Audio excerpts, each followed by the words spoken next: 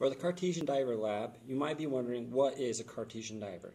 So Cartesian diver is typically in some sort of container that's airtight and has water or some liquid in it, and some sort of container inside the water that has air. So this is a pipette inside, and the pipette has a couple bolts there at the bottom to give it some weight.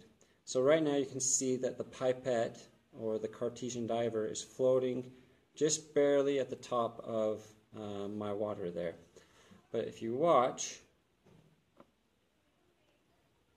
I can make it sink and float again, sink and float again. So if you haven't noticed, I'm actually squeezing the bottle and then letting the bottle relax, so I'm not putting much pressure on it. So when I squeeze it, it sinks, and when I release, it floats.